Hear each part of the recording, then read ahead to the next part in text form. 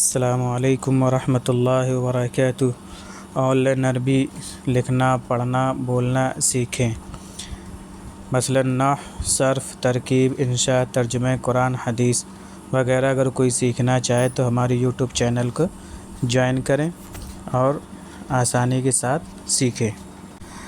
پچھلے کچھ سبق میں آپ نے جمع کے بارے میں پڑھا ہے۔ جمع سالم کسے کہتے ہیں، جمع مکسر کسے کہتے ہیں، جمع مؤنث سالم کسے کہتے ہیں اور اس کی قسمیں جمع قلت اور جمع کثرت وغیرہ کے بارے میں آپ نے جان لیا۔ آج کے سبق میں ہم جانیں گے مذکر و مؤنث کا بیان۔ مذکر کسے کہتے ہیں، مؤنث کسے کہتے ہیں اور ان کی پہچان، ان کو پہچانا کیسے جائے گا کہ مؤنث کی کتنی علامتیں ہیں، کیا کیا نام دیے گئے ہیں ان کو عربی گرامر میں، یہ ہم جانیں گے۔ بسم اللہ الرحمن الرحیم۔ مذکر مؤنث کا بیان۔ ہر زبان میں ہر ایک لفظ یا تو مذکر ہوتا ہے یا مؤنث۔ عربی میں بھی ہر ایک اسم یا تو مذکر ہوگا یا مؤنث۔ مذکر کہتے ہیں آدمیوں کے جنس سے جو چیزیں ہوتی ہیں، مؤنث عورتوں کے تعلق سے، یعنی مؤنث چیزیں جو بھی ہوں گی، میل اور فیمیل، اس کی پہچان ہونی بہت ضروری ہے کہ عربی میں کون سا لفظ مذکر استعمال ہوتا ہے اور کون سا مؤنث استعمال ہوتا ہے، کیونکہ فاعل کا جملہ بناتے وقت یا مبتدا خبر کا جملہ بناتے وقت اس کی بہت ضرورت ہوتی ہے، ورنہ جملہ غلط ہونے کا اندیشہ رہتا ہے کہ پتہ یہ چلے کہ مبتدا مذکر ہے اور خبر اس کی مؤنث ہے، یا خبر مؤنث ہے مبتدا مذکر ہے۔ تو ہم یہاں پر مؤنث کی کچھ پہچان بتا دیتے ہیں۔ اگر وہ چیزیں کسی اسم میں پائی جائیں گی تو وہ اسم مؤنث ہو جائے گا، ورنہ مذکر ہی مانا جائے گا۔ اور مذکر کے بارے میں بھی ہم جانیں گے کہ مذکر کیسے ہوتا ہے یا مؤنث کیسے ہوتا ہے۔ ہمیں ایک چیز اگر ہم جان لیں گے، مؤنث کے بارے میں جان لیں گے تو مذکر آٹومیٹکلی ہمارا نکل آئے گا کہ یہ چیزیں نہیں پائی جائیں گی تو مذکر ہو جائے گا، اگر یہ چیزیں پائی جائیں گی تو وہ مؤنث ہو جائے گا۔ اسم مذکر وہ اسم ہے جس کے مقابل انسان یا حیوان مؤنث ہو یا اس کی طرف لفظ ھذا سے اشارہ کرنا صحیح ہو، جیسے رجل، حصان، قمر، کتاب۔ یہ چاروں مثالیں جو دی گئی ہیں ان میں ہم ھذا کا استعمال کرتے ہیں، نہ کہ ھذہ کا استعمال کرتے ہیں۔ اس کی دو قسمیں ہیں، مذکر حقیقی اور مذکر مجازی۔ ایک حقیقت ہوتا ہے، ایک مجازاً ہوتا ہے۔ مذکر حقیقی وہ ہے جس کے مقابل انسان یا حیوان مؤنث ہو اور لفظ ھذا سے اشارہ کرنا بھی صحیح ہو، جیسے رجل، اسد، جمل۔ یہ دیکھیے رجل آدمی ہے تو اس کی اپوزٹ امرأۃ آتی مؤنث، اسد ہے شیر تو اس کی شیرنی آتی، جمل اونٹ ہے تو اونٹنی آتی۔ تو یہ مذکر حقیقی ہے۔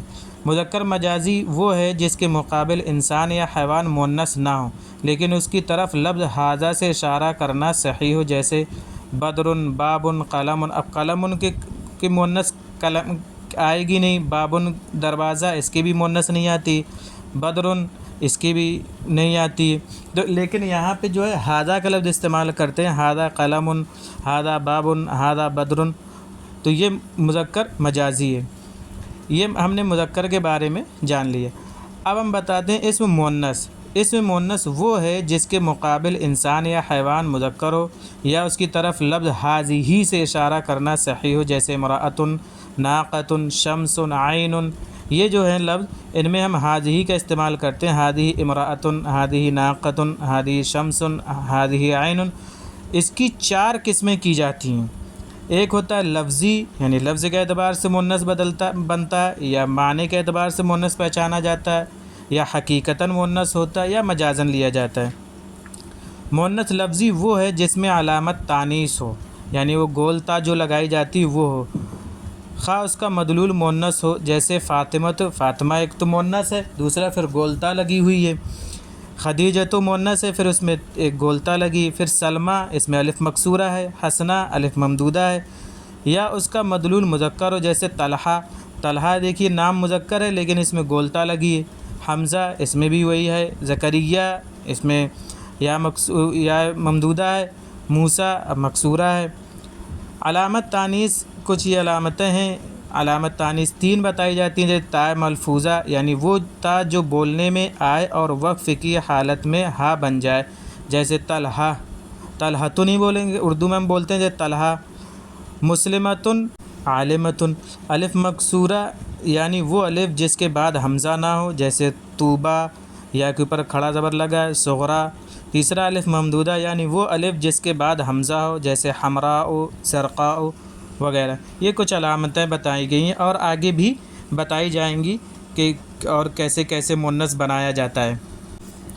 مؤنث معنوی یعنی معنی کے اعتبار سے مؤنث کیسے ہوتا ہے؟ وہ ہے جس کی دلالت مؤنث پر ہو، یعنی عورتوں کے جنس سے ہی فیمیل کے تعلق سے بتایا جائے اور اس میں علامت تانیث نہ ہو، یعنی تائے تانیث الف مکسورہ یا الف ممدودہ یا تائے مدورہ نہ ہو، جیسے زینب، زینب عورتوں کے لیے بولا جاتا ہے، مریم، سعاد۔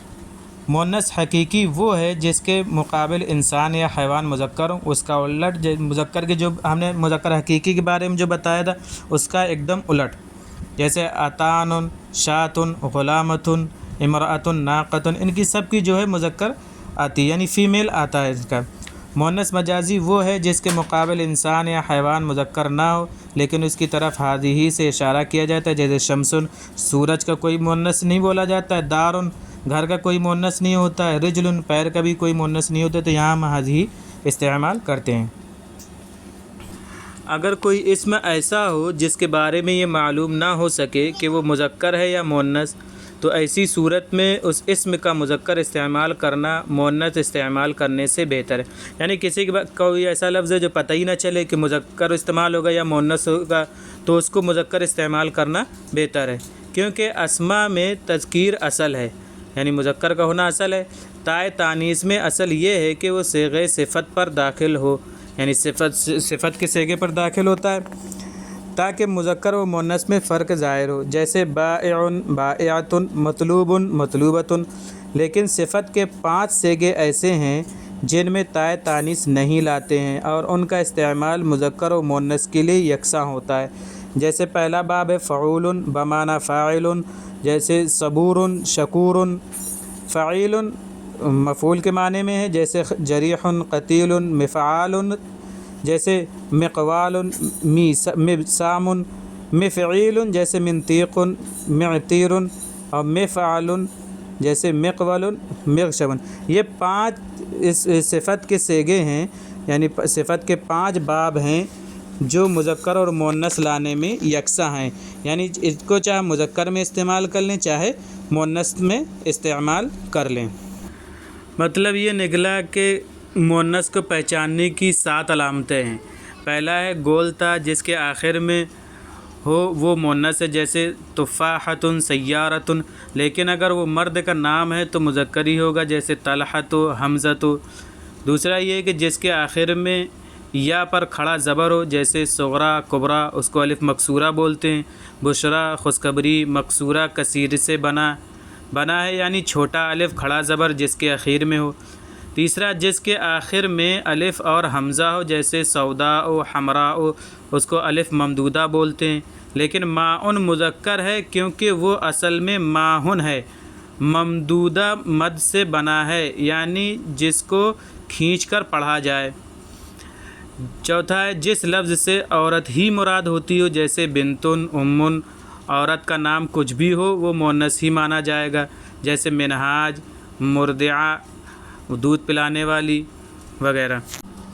پانچویں کچھ لفظ ایسے ہیں جو مؤنث ہی استعمال ہوتے آئے ہیں، ان میں کوئی علامت نہیں پائی جاتی پھر بھی وہ مؤنث ہے، ایسے لفظ کو مؤنث سماعی کہتے ہیں، یعنی ان الفاظ کو اہل زبان یعنی عرب والوں نے مؤنث ہی استعمال کیا ہے، یعنی جہاں عربی بولی جاتی ہے وہاں یہ مؤنث ہی استعمال ہوتے ہیں، تو ہمیں بھی مؤنث ہی استعمال کرنا ہوگا۔